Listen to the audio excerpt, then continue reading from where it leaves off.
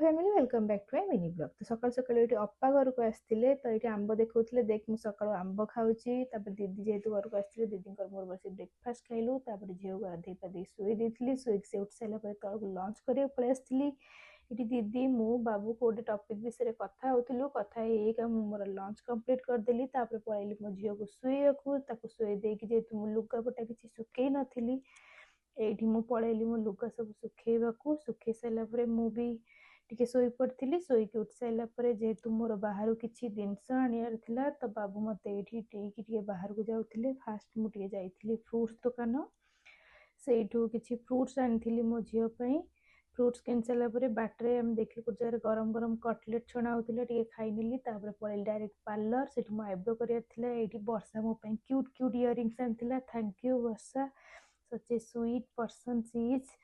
तापर मु घर को पलि आसला मो डिनर कंप्लीट करदेला मो झील को पोछी पोछी आम चलू शोया। Tata good night.